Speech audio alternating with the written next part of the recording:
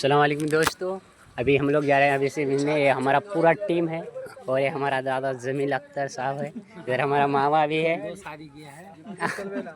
और ये हमारा हाफिज साहब भैया है। और आपका नाम सर जी? बोलो ना। है पूरा नाला पूरा है।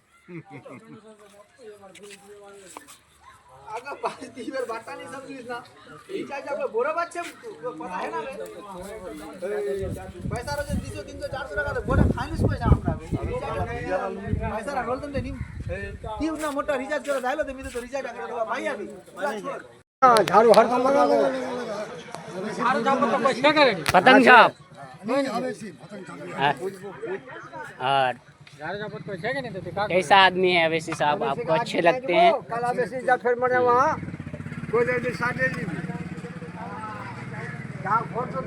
और बताइए। और क्या बताएंगे, मजदूरी करते हैं खाते हैं। मजदूरी करते हैं खाते हैं, ये तो सभी दुनिया का ही है, मजदूरी करना और खाना। क्या काम करते हैं? मजदूरी करते हैं। मजदूरी काम क्या है? कोदाली चलाते हैं, कोदाली चलाते हैं, कोदाली चलाते हैं, धान करते हैं, पटवा करते हैं, और क्या करेंगे। वोट किसको डालेंगे? वोट हाँ? वोट किसको डालेंगे? किसको डालेंगे? हाँ बोले तो हम एक बार और बताइए। और एक बार बोलेंगे, अभी से देंगे। हाँ ठीक है। अस्सलाम वालेकुम दोस्तों, हम लोग जा रहे हैं अवीसी से मिलने। यहाँ पूरा हमारा टीम है और ये सभी आदमी जा रहे हैं अवीसी से मिलने। अवीसी साहब अख्तर इमाम साहब से मिलने जा रहे हैं। अस्सलाम वालेकुम। आप तो बोलो ना।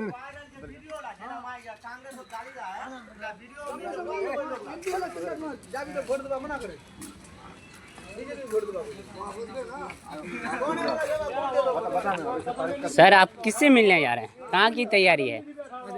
अवीसी से मिलने। कहाँ आ रहे हैं? बंगाली चौक। और किधर पड़ता है? कटहल वाले। पूरा आदमी जा रहे हैं आप लोग?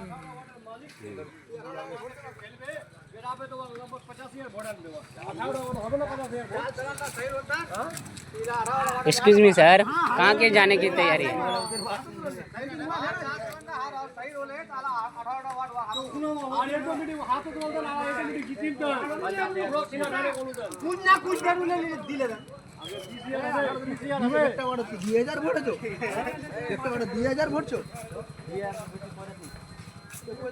हेलो एक्सक्यूज मी भाईजान।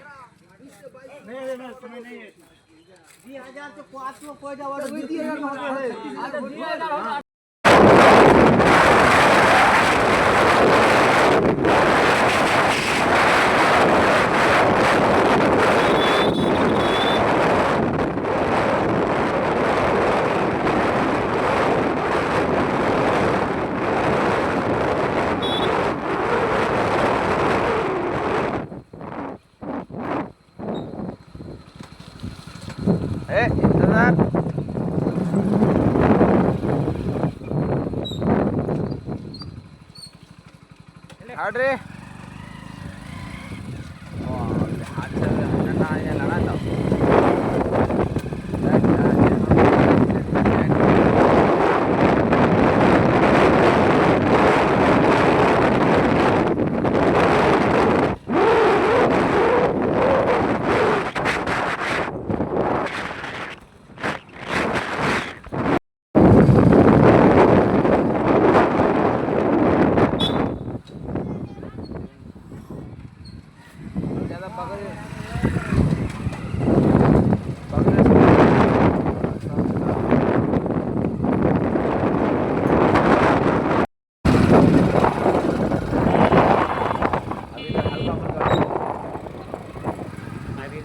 बनाना जरूरी है यार।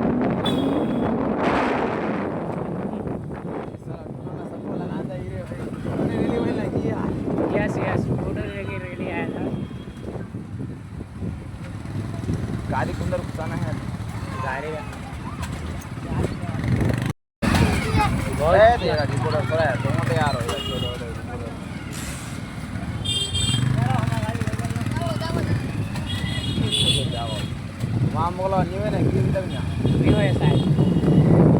चला हुआ है तो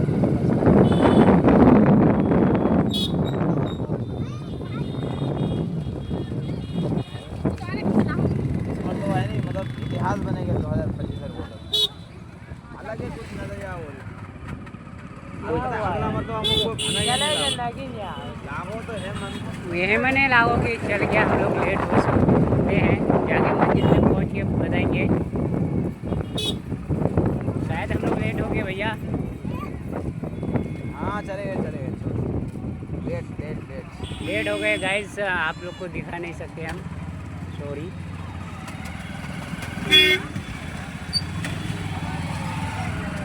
चले गए इधर गाड़ी साइड उतरा हाँ आज की गाड़ी घुमा ले दो बजे गाड़ी घुमा दो सारा मूड खराब हो गया। हाँ? ओ वो गए नहीं रुकता नहीं गया जो जल्दी जो आप पतंग का निशान जिंदाबाद। वांती हुआ है ये मतलब गए नहीं मतलब इधर आ जाए गाड़ी रखने रखा ए आगू नहीं जो गाड़ी लेके आगे चली।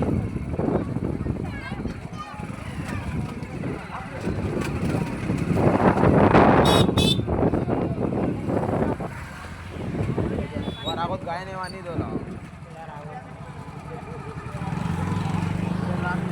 फाइनली गाइस हम लोग पहुंच चुके हैं, अभी जा रहे हैं मंजिल की तरफ। और आप लोग देख सकते हैं बहुत ज़्यादा तादाद में भीड़ है। गाइस हम लोग पहुंच चुके हैं, बहुत ज़्यादा तादाद में आदमी है और इधर हम हैं। और आप लोग दिखाता हूँ पूरा बहुत ज़्यादा तादाद में है, आप लोग देख सकते हैं। और ब्लॉग में बन के रहिए, पूरा वीडियो देखिए। और हम लोग पहुँच चुके हैं, अभी जा रहे हैं मंजिल की तरफ। आप देखिए बहुत ज़्यादा आदमी आ चुका है, सभी MIM के दीवाने हैं।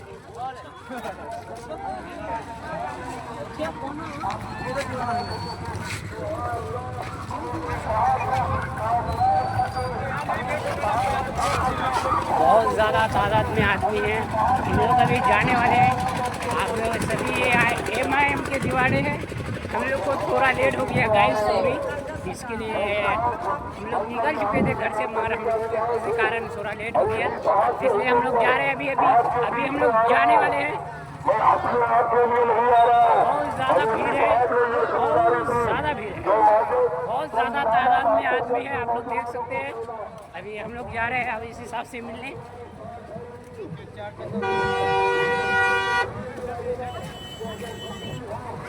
बहुत ज़्यादा भीड़ है गाइस, आप लोग देख सकते हैं। और इधर बहुत ज़्यादा भीड़ है। हम लोग अभी मंजिल की तरफ पहुंच चुके हैं। आप लोग देखिए पूरा वीडियो और आप लोग को दिखाता हूँ।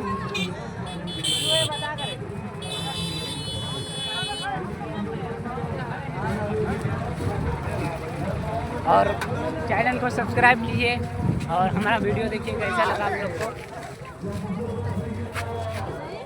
शायद हम आगे नहीं जा सकते, बहुत ज़्यादा भीड़ है गाइस, हम लोग आगे नहीं जा सकते। इधर ही से आप लोग को जूम करके दिखा रहा हूँ।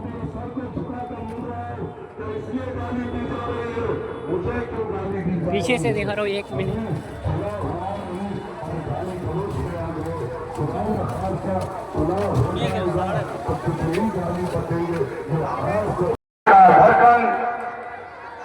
हमारे मजलिस के सदर जनाब असदुद्दीन अवैसी साहब,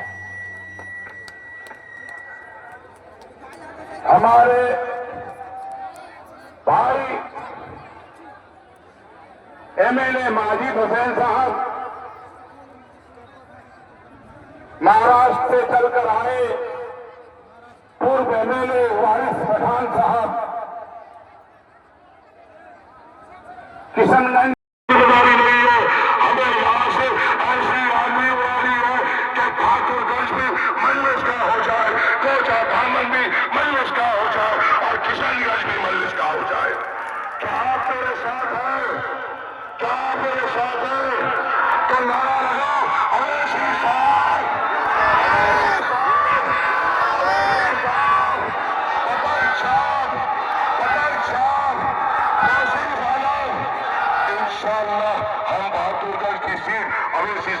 तोहफे में देंगे इंशाअल्लाह ताला।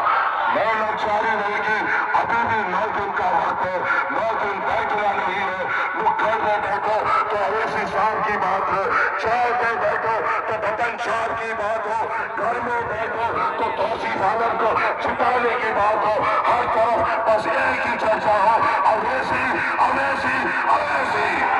इंशाअल्लाह ताला अब फिर आपसे इंशाअल्लाह मुलाकात होगी। इस सभा के बाद भी 5 नुक्कड़ सभा है, उसको भी हमें कामयाब करना है और अवैसी साहब को मजबूत करना है। शुक्रिया। अस्सलाम वालेकुम व रहमतुल्लाहि व बरकातुहू। अब आपके बीच हमारे चौथे हल्की अजीज सीमान टाइगर जनाब तौसीफ आलम साहब को मैं दावत सुकून दूंगा कि भैया आप आए और अपने भाई पर जोरदार हमारे कंधे के स्वागत करिए। और आपके बीच सीमान टाइगर जनाब तौसीफ आलम साहब। जिंदाबाद जिंदाबाद।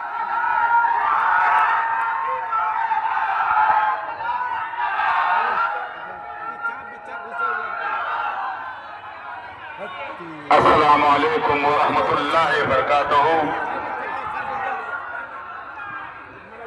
हिंदू भाइयों को नमस्कार। झंडा लेकर कभी बर्तन लाकर का झंडा लेकर कभी राज कांग्रेस साहब को लेकर और मेरे प्रचार के लोगों 20 साल से वो चुनाव लड़े पंचायत को देखा, क्या 3 बार देखा, क्या 2 बार देखा, क्या 1 बार देखा? जब 20 साल में चुनाव के बाद तुम्हें 1 बार पूछने नहीं आए तो अब हमारी पंचायतों में वोट मांगने क्यों आ रहे हैं? अब हमारे सामने बिचारे बनकर क्यों आ रहे हैं? 20 साल तक जब ये बिचारे जब बात की आफत से जूझ रहे थे, इन बिचारों का सहारा तो नहीं बने। जब ये नौजवान 20 साल से बेरोजगार थे, इन बिचारों का सहारा तुम नहीं बने। आज चुनाव आ गया है तो बिचारे का नाटक चालू हो गया है। वाह रे वाह, वाह रे वाह। बिचारे तो हम हैं और हमें हमारी मजबूती चाहिए। मेरे बुजुर्ग अवैसी साहब यहाँ पे मौजूद है।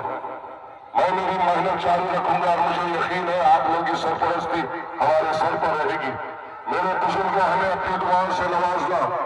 मेरे नौजवानों, तुम अवैसी साहब की उम्मीद हो, तुम अवैसी साहब की ताकत हो। इस ताकत को और बढ़ाना, कमजोर होने नहीं देना। ऐ मेरी माँ, हम आपकी दुआओं के मोहताज है। हमारे लिए दुआ फरमाना और ये दुआ बराबर कर देना कि अल्लाह बहादुरगंज को क्या सीमांचल को अवैसी साहब के लिए दे दे। और बहादुरगंज वालों, ये बात तो मानते हो ना कि बहादुरगंज से जो हवा उठती है वो कहाँ कहाँ असर करती है। अगर हम यहाँ पर माहौल बना देंगे, यहाँ से आंधी उठा देंगे तो इस आंधी का असर बहादुरगंज में भी पड़ेगा, कोचा दामन में भी पड़ेगा और किशनगंज में भी। बंगाली चौक है क्योंकि आज से 2-3 महीना पहले हमारे पंचायत के मुखिया प्रतिनिधि भाई गुड्डू भाई, जो कि राजनीतिक से अलग था, मतभेद जरूर था, निर्भेद हम लोगों के अंदर नहीं था। मैं गुड्डू भाई को सलाम करता हूं, आज की दुनिया में नहीं रहे। मैं दुआ करता हूं कि या अल्लाह हमारे मुखिया गुड्डू साहब को जन्नत और फिरदौस से आला मकाम अता फरमा। मैं आपके बीच आया हूं। आप लोगों ने जब पहली बार मुझे एमएलए बनाया था तो हम नॉमिनेशन किए थे और नॉमिनेशन करने के बाद मुझे अनेक केस में जेल भेज दिया गया था। जेल चले गए थे। उस दिन रात भर हम सो नहीं पाए थे, रात भर हम रो रहे थे कि मेरा जनता मुझे नॉमिनेशन करा दिया, अब क्या होगा। लेकिन आपने ये साबित किया, अगर जनता चाहे तो एक जेली को एमएलए बना करके जेल से निकाल दी। ये आपने साबित किया। अगर आप अगर आप मुझे पहली बार जेल से नहीं जिताते तो शायद मैं जेल से बाहर भी नहीं आ पाता। मेरे ऊपर सिर्फ आपका एहसान नहीं बल्कि आप लोगों का कर्ज है। मेरे ऊपर कर्ज है जो आपने एक जेली को एमएलए बना दिया। मैं आप लोगों से दरखास्त करने के लिए आया हूं। होने का नौबत कर दिया था। सूबे जनरल हमसे हाथ जोड़ करके खड़ा हो गया कि तौसीफ भाई अब आप एमएलए बन चुके हैं, हम लोगों का भी अब मालिक बन चुके हैं, हमारा नौकरी बचा दीजिए। हमने आया गेट में, हमने हाथ जोड़ करके कहा कि अरे मेरे जनता, अरे मेरे मालिक, आपने मुझे एमएलए बना दिया है। अगर आप मुझे जेल गेट तोड़ने का जो कोशिश कर रहे हैं, अगर कुछ हो जाता है जेल को तो फिर ये केस हमको उठाना पड़ेगा, फिर हम जेल से निकल नहीं पाएंगे। आप लोगों ने मेरा बात माना और आप लोगों को हमने कहा कि मेरा नाम पर आप माला पहन लीजिए और माला पहन के जाइएगा और मेरा अपने परिवार को जाके कहिएगा तौसीफ आलम आपको सलाम बोले हैं और कहे कि आज हमको तौसीफ आलम समझने के लिए बोल दिया गया। आपने माला पहन करके घर आया, उस दिन से लेकर के आपने एक बार नहीं 4 बार जिताने का काम किया। आप लोगों का अगर जिंदगी भर गुलामी करो तो कम होगा भाई। आज देखिए गुड्डू भाई चला गया हमारा, उसी तरह से अगर मेरा मौत अगर हो जाए तो मेरे ऊपर कर्ज मत रखना भाई, क्योंकि मरने के बाद मुझे हिसाब दिया जाएगा, देना पड़ेगा, हमसे पूछा जाएगा ये तौसीफ दुनिया में जनता को 4 बार बनाया, तुमने क्या क्या किया। बहुत आदमी का हमने काम भी आया, बहुत आदमी का हम काम भी नहीं कर पाए, उससे मैं माफी मांगता हूं कि मुझे मेरा अगर मौत आए तो मुझे माफ करना। आप लोगों ने देखा होगा 2005 में पहली बार हम जब जीते तो कोई भी गांव में पक्की सड़क नहीं था। पहला अलतावारी, एक पत्थरगट्टी, तीसरा तेरागाज बलवा जागीर, 2 नगर बहादुरगंज में, हर पंचायत में हाई स्कूल भवन बनवाया। आपने देखा इस 15 सालों में अगर हम कुछ नहीं किए, एक काम तो किए हैं, हम अपने मां बहनों का इज्जत बचाने का काम किए हैं। इस 15 सालों में एक भी पोस्टमार्टम होने के लिए नहीं दी, एक भी पुलिस केस होने के लिए नहीं दिए। आप इस 5 सालों में ने देखा, इस 5 सालों में कब्रिस्तान से भी लाश को उठा करके पोस्टमार्टम कराने का काम किया। आपने खुद देखा और इस 5 सालों में आपने एहसास किया। और मैं जानता हूं कि 5 साल पहले जो आपने जिताया उसका नाम असदुद्दीन ओवैसी साहब था। किसी का नाम तो आपने नहीं जिताया था, अंजार नईमी साहब को आपने नहीं जिताया था, आपने असदुद्दीन ओवैसी साहब को जिताया था, आपने मजलिस को जिताया था, आपने पतन साहब को जिताया था। मेरे भाइयों, मेरे दोस्तों, सिर्फ बहादुरगंज का मसला नहीं है, आज देश का मसला है।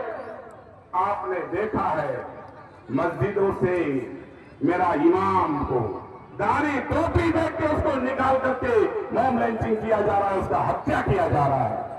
नजीब को हत्या किया गया, कैदियों को हत्या किया गया और अखलाक को हत्या किया गया। एनआरसी के मसले पर असदुद्दीन ओवैसी साहब बोला, 3 तलाक के मसले पर असदुद्दीन ओवैसी साहब बोला। ये संशोधन बिल हमारे ऊपर जो लाया गया, इसके मसले पर भी बात करने का काम किया नरेंद्र मोदी और अमित शाह से, उसका नाम असदुद्दीन ओवैसी साहब है। हम उसी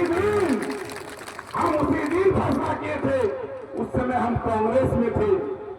हम देख रहे थे कि कांग्रेस में कोई एमपी बन जाए, एमएलए बन जाए, बगैर आका का बोलने नहीं देता है, बगैर आका का हुक्म से बोलने नहीं दिया जाता है। हम लोगों को रोका जा रहा था, तीन तलाक के मसले पर हमारा मौलाना MP असरार साहब इस दुनिया में नहीं है। अल्लाह ताला उनको जन्नतुल फिरदौस में आला से आला मकाम अता फरमाए। तीन तलाक के मसले पर जब पार्लियामेंट में बोलने के लिए चाह रहा था, कांग्रेस बोला नहीं आप नहीं बोलेंगे। मौलाना बोला कि नहीं मैं तो दे लूंगा, क्योंकि ये मेरा दीन का मसला है, ये मेरा इस्लाम का मामला है, ये मेरा कुरान और हदीस का मामला है, मैं बोलूंगा। मौलाना रिजिड हो गए, हमारे सांसद रिजिड हो गए कि हम हो जाए। आप चाहते हैं कि दरगाह सरकारी हो जाए, तो वक्त संशोधन बिल के खिलाफ हमारा असदुद्दीन ओवैसी साहब है, जिन्होंने सुप्रीम कोर्ट में केस किया। मैं एहसान मानता हूं, मैं शुक्रिया अदा करता हूं कि मेरे बड़े भाई असदुद्दीन ओवैसी साहब, आपने 30 करोड़ मुसलमानों के लिए जो सोचने का काम किया, हमारा दीन के मसले पर सोचने का काम किया, हमारा इस्लाम को बचाने के लिए आपने सुप्रीम कोर्ट किया। मैं आपको तहे दिल से सलाम करता हूं। आपके मसले पर पार्लियामेंट में नरेंद्र मोदी और अमित शाह से आंख मिला करके बात करने का काम करेगा, लड़ने का काम करेगा। जिस दिन वक्त संशोधन बिल पारित हो रहा था, हम टीवी देख रहे थे कि मेरा असदुद्दीन ओवैसी साहब लड़ रहा है। जब पारित हो गया, मेरा असदुद्दीन ओवैसी साहब चेयर में बैठ गए और चश्मा खोल के आंसू भी निकालने का काम किया। सिर्फ अपने लिए नहीं, हमारे कौम के खातिर सोचा कि ये काला कानून अगर हमारे ऊपर लग जाता है तो हमारा मस्जिद सरकारी हो जाएंगे, हमारा दरगाह सरकारी हो जाएंगे, हमारा ईदगाह सरकारी हो जाएंगे, हमारा मस्जिद सरकारी हो जाएंगे। लेकिन असदुद्दीन ओवैसी साहब हर मंच में कहता है कि जब तक अंबेडकर का संविधान है, भारत का नक्शा को बिगड़ने नहीं देंगे। मुझे कहता है जाहिल, अरे मैं तो मैट्रिक पास हूं। और जिस नेता को तुम लोगों ने मुख्यमंत्री बनाना चाहते हो, मैं उसका डिग्री जानना चाहता हूं। 9th fail.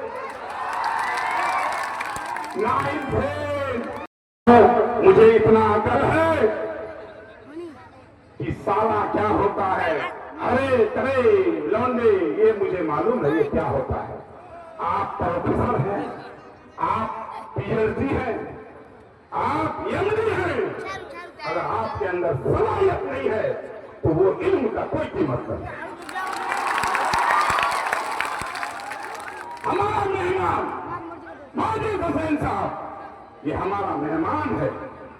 हमारे मेहमान पर अगर कोई उंगली उठाने का कोशिश किया तो याद रखना, माजिद हुसैन साहब तो बात की बात है, MLA माजिद हुसैन साहब बात की बात है। असदुद्दीन ओवैसी साहब के बारे में तो सोचना भी मत। तौसीफ आलम से फरियाओ ना भाई, तौसीफ आलम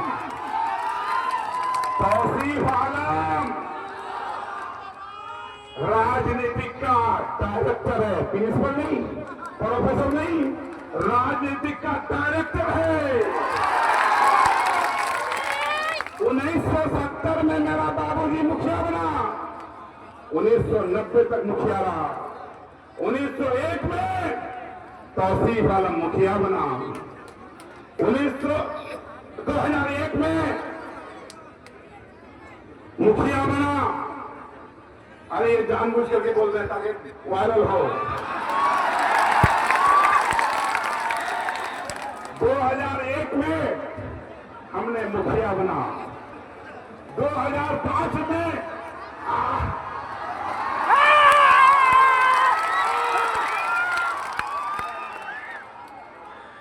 2005 में आपने MLA बनाया। लोगों को गाली देता है, हमारे मजलिस के लोगों को, जो कि हम 2000 में ही तौबा खिल्ला करके मुखिया बन गए। अरे उस लाइन में तौसीफ के बारे में अगर जानकारी करोगे, आसमान में नजर आएगा। इसलिए मैं तो सब कुछ छोड़ के अपने जनता का सेवा करने के लिए आया। हम तो सब कुछ तोड़ करके अपने इस्लाम धर्म के रास्ते पर चलने के लिए आया हो, तो अपने सुन्नत के रसूल के ऊपर चलने के लिए आया। बुज़दिलो सिर्फ जुबान से बोलने से नहीं होता है, तौसीफ आलम का नाम ही काफी है।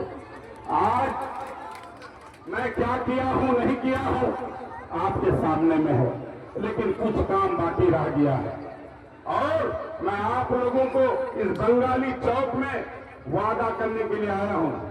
क्योंकि ये बंगाली चौक में सभा हो गया, तो इस बंगाली चौक में इनाम के तौर पर कुछ देना चाहता हूं।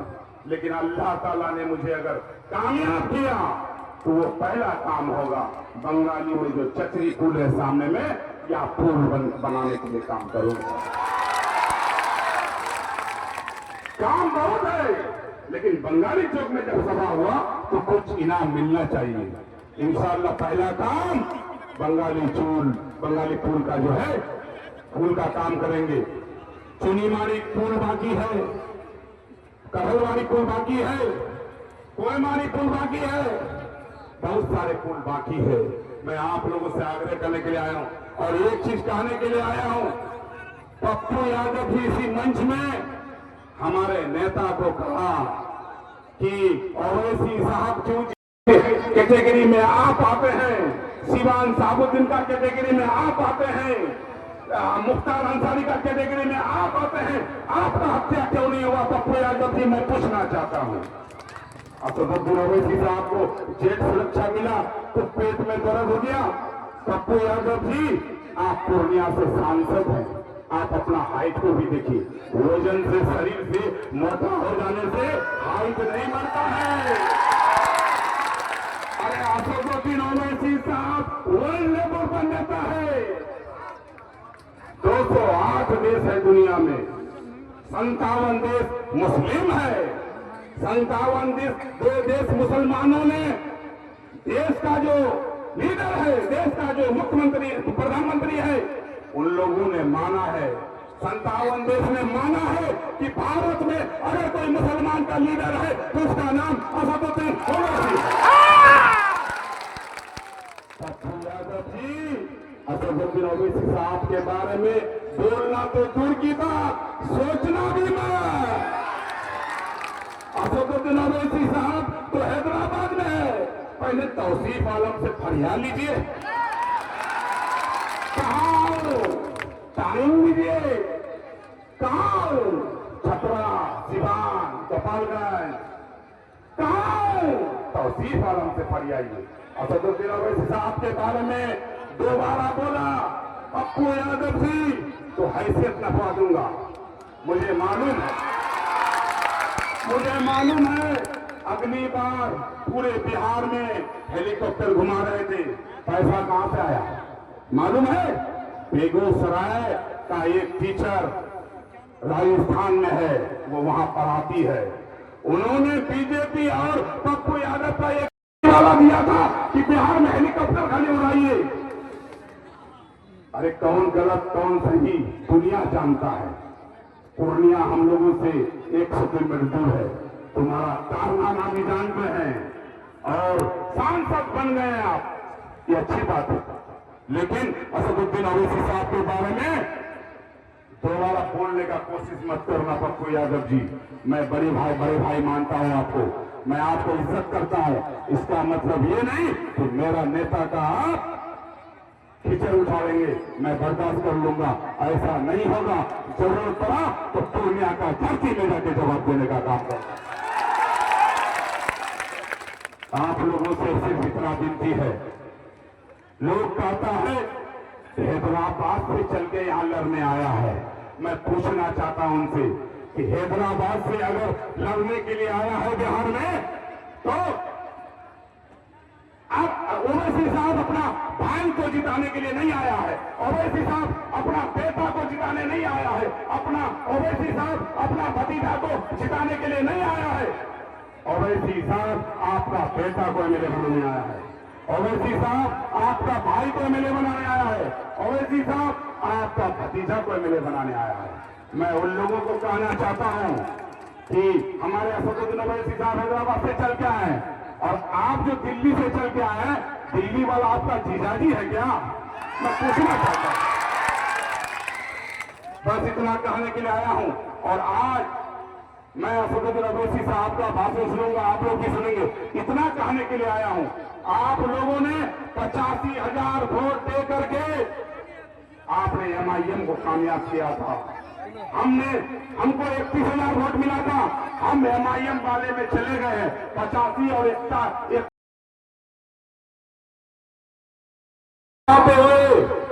तौसीफ आलम को मजबूत करना। तौसीफ आलम आपका बेटा आपके बीच में रहेगा। इस 4 टर्म में अगर हमसे कोई गलती हुआ है तो उसके लिए मैं माफी मांगता हूं। 4 टर्म में हमसे अगर कोई गलती हुआ है तो मैं माफी मांगता हूं। लेकिन असदुद्दीन ओवैसी साहब का आन बान शान को बचाना मेरे दोस्त, क्योंकि आज सिर्फ बहादुरी का मामला नहीं है, इंडिया लेवल पर एक मामला है। आज अगर नरेंद्र मोदी डरता है तो असदुद्दीन ओवैसी से डरता है। आज अगर योगी डरता है तो उसका नाम असदुद्दीन ओवैसी का है। आज अगर अमित शाह डरता है तो सिर्फ असदुद्दीन ओवैसी से डरता है। अगर आज असदुद्दीन ओवैसी साहब अल्लाह ना करे कि दुनिया से जाना तो सबको पड़ेगा। तो कितने बार खोटा बाबू थे, भाजपा का कैंडिडेट थे, इस बार हमारे पार्टी को ज्वाइनिंग की मैं उनका स्वागत करता हूँ, फिर से इस्तेमाल करता हूँ। मैं एक बार उनको दावत दूंगा कि रहमान साहब आप आए, अपने बातों को रखे। जनाब अब्दुल रहमान साहब जो हमारा पार्टी को अभी जनाब व्यवस्था सहयोग के हिसाब से आते थे, उनके लिए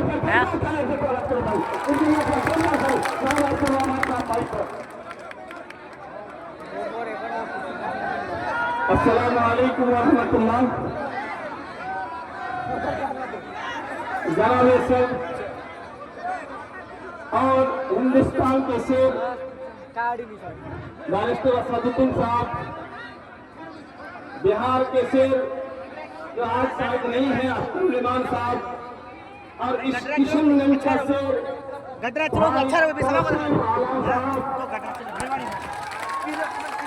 और हैदराबाद से आए हुए हमारे नाजिम भाई एमएलए हैदराबाद उनके लिए सरकार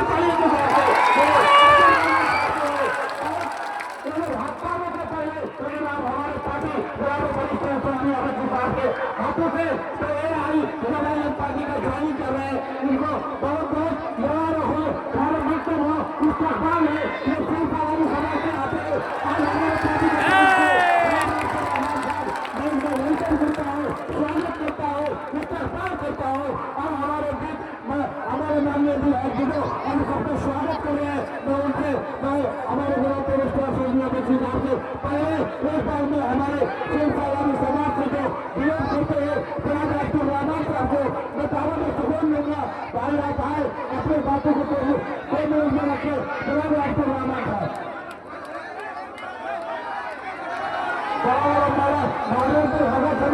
हमारे देश के स्वागत होना सभी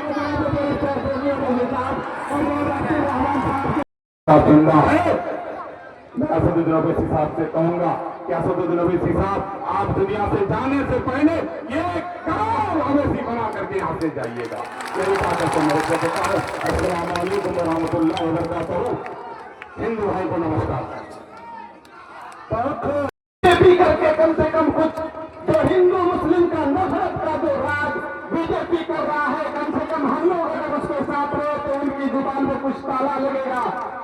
लेकिन मैं 12 साल बीजेपी में रहने के बाद अब पता चला कि मैं जो पिछवाड़ा दामन की धरती पर ये बीजेपी जो 20% की हिंदू आबादी है, उस 20% 80% मुस्लिम आबादी होने के बावजूद भी ये बीजेपी की सोच, हिंदू मुस्लिम को लड़ाने वाली सोच, आज पता चला कि ये एक व्यक्तिगत 20% आबादी हिंदू की होने के बावजूद भी मुसलमानों को नहीं किया जाएगा। दोस्तों आप सोच सकते हैं इस पार्टी की क्या नीयत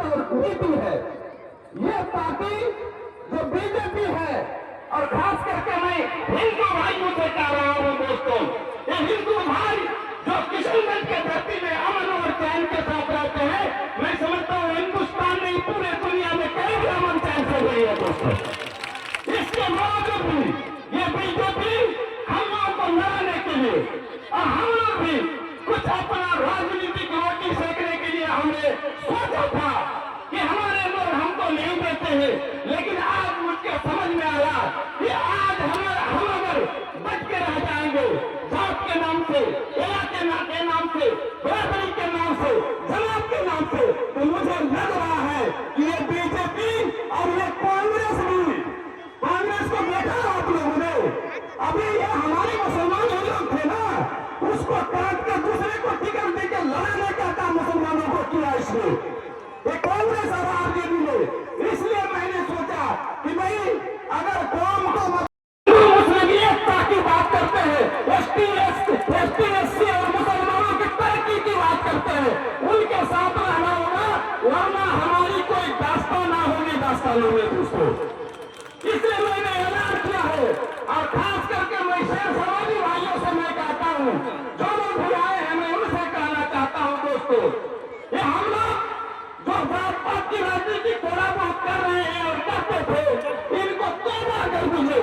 अगर जात पात पे लड़ जाएंगे तो आपको यहाँ से निस्त नाबूद कर दिया जाएगा, और अगर आप तहसील जैसे आदमी को इस किशनगंज से आप जीता कर नहीं भेजेंगे, तो यहाँ किशनगंज में जो भी कांग्रेस और आरजेडी का नेता जो है ना, विधानसभा में जाके किसी की आवाज जुबान नहीं खुल सकती है, वो सिंगल आदमी तो सिर्फ आलम है जिसकी जुबान खुल सकती है दोस्तों।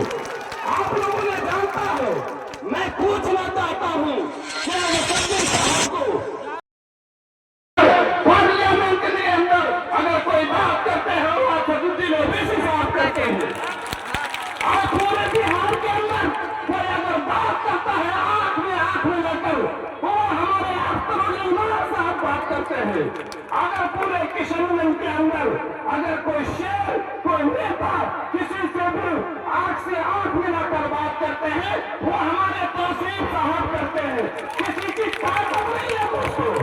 इसलिए मैंने बहुत मंथन किया और सोच समझ के किया कि ये पार्टी जो असदुद्दीन ओवैसी साहब हमारी लड़ाई लड़ रहे हैं, मुसलमानों की लड़ाई लड़ रहे हैं, दलितों की लड़ाई लड़ रहे हैं, उसको छोड़कर अगर हम कहीं वोट करते हैं तो हमारी दास्तां वहां नहीं होगी दोस्तों।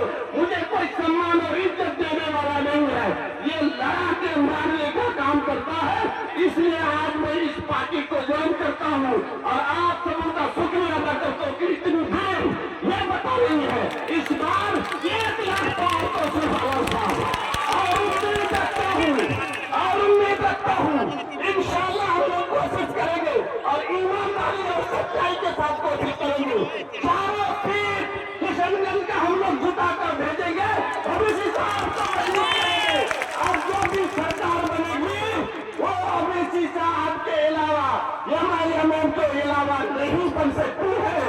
इसलिए आप सबों से गुजारिश करता हूँ कि आप लोग दिल से दिल मिलाकर इस बार तौसीफ आलम साहब को, हमारे भाई शमसागर साहब को जिताकर आप भेजें और हिस्सेदारी बने।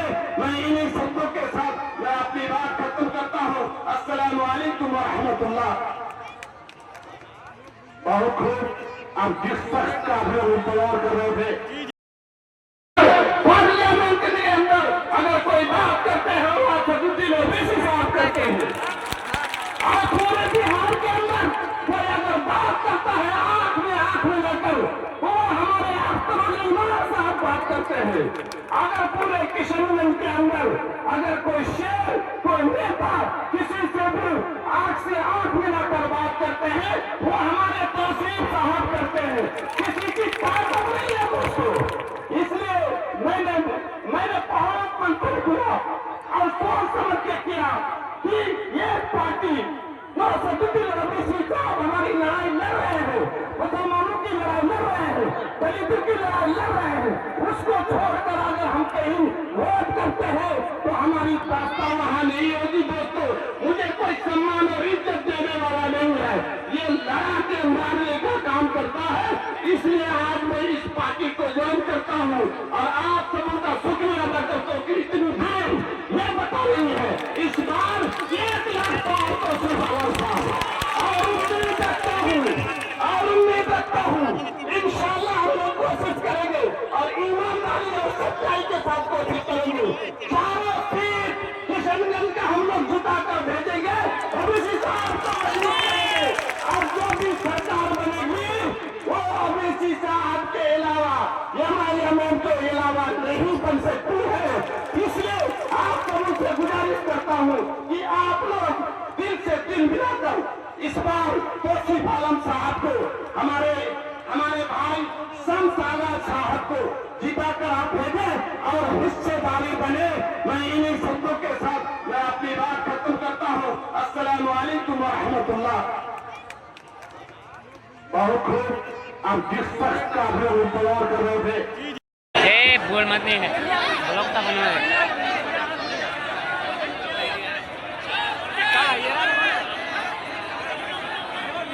गड्ढा अच्छी भाई गड्ढा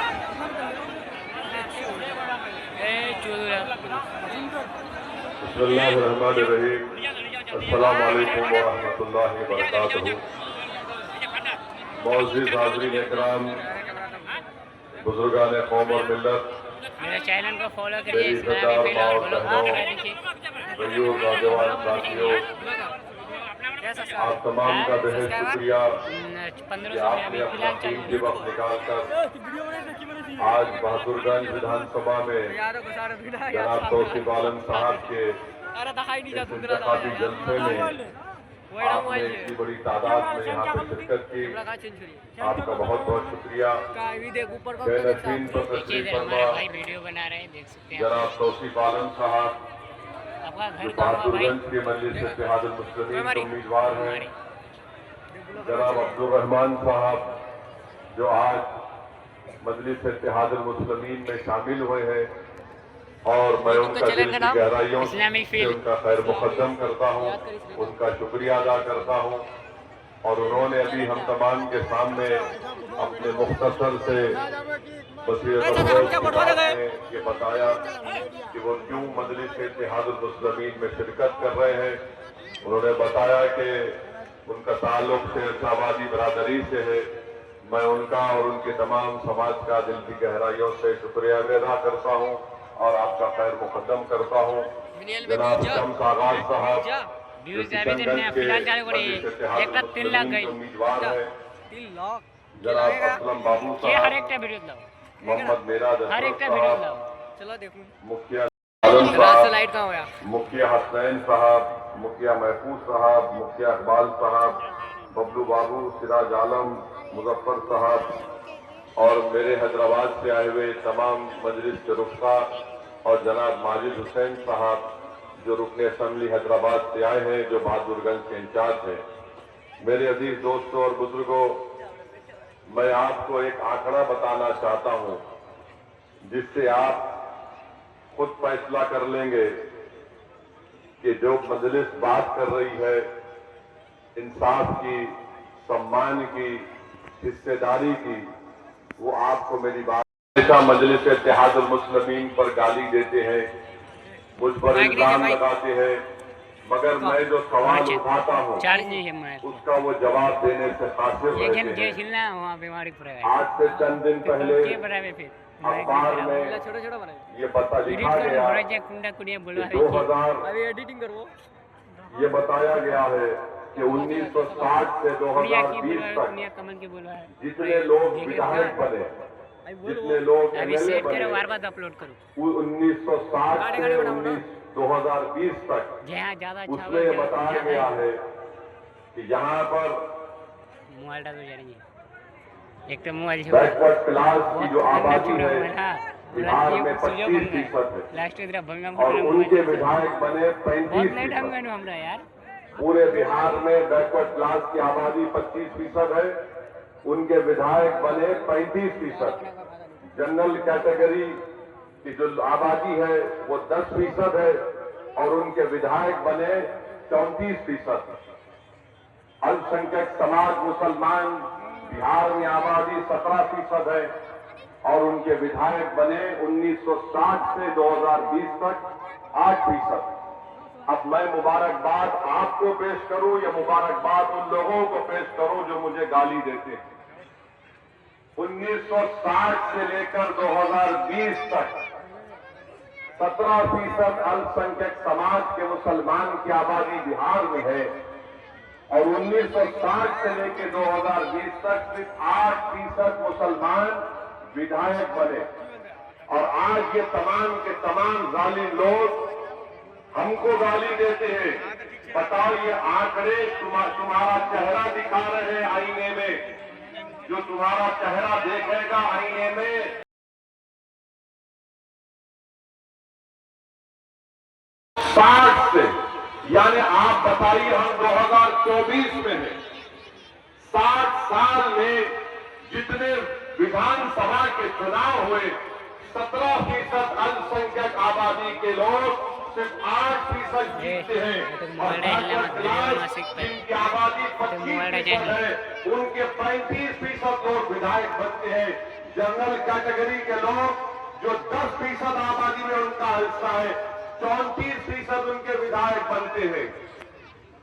तो बताओ आप क्या फैसला करने वाले हैं 11 तारीख को? इसी तरह कोई आपको आकर डराएगा, इसी तरह कोई आकर आपको फुसलाएगा, इसी तरह कोई आकर आपका इस्तेसाल करेगा।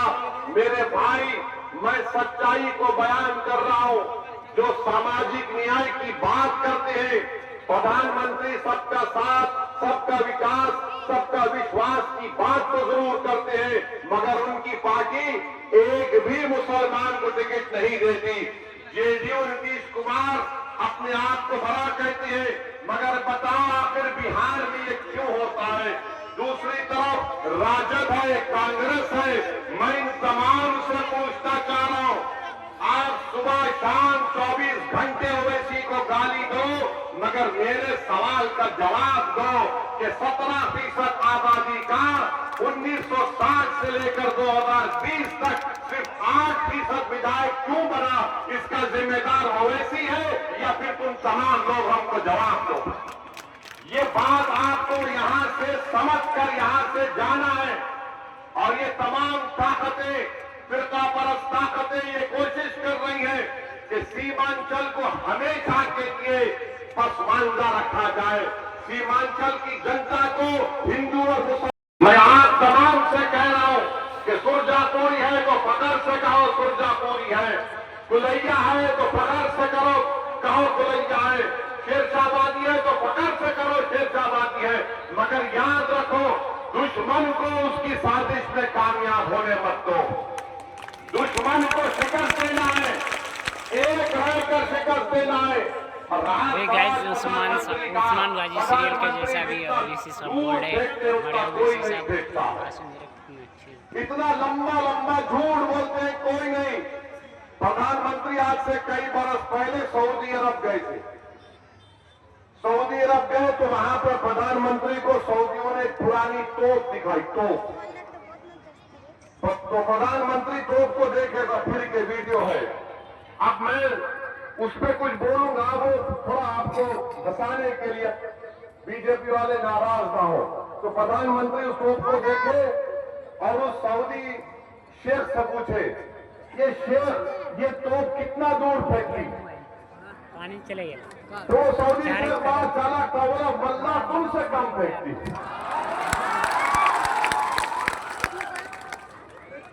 अरे 15 लाख अकाउंट।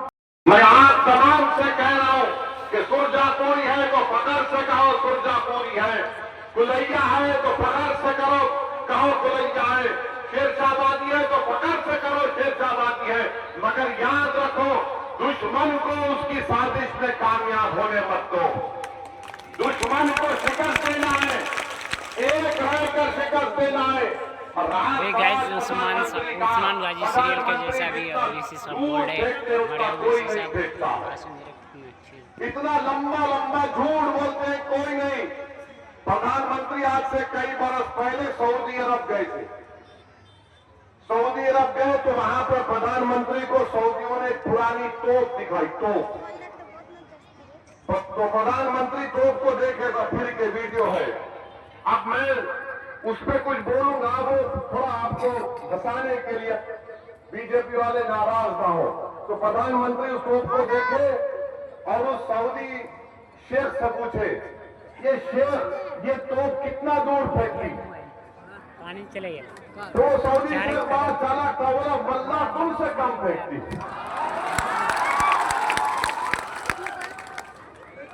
अरे 15 लाख अकाउंट होने वाला है। हाँ, एक वक्त एक साल तेजस्वी भी उनके साथ आ गए थे। नीतीश कुमार की काबिलियत में है कि उनका अगर रात में सुबह उठते हैं और कभी ने बोला कि नहीं अपने हाथ में चाय मोदी के साथ पीऊंगा तो उनके साथ पी लेते हैं। अगर दूसरे दिन ख्वाब में उनको कुछ आ गया तो बोले अब तेजस्वी को खरीद कर लेता। तो शायद नीतीश कुमार को भी नहीं मालूम कि वो कब किस तरफ करवट ले ले। जिस तरह बिहार में ब्रिज बच जाता है उस तरह नीतीश कुमार कुछ भी कर सकते।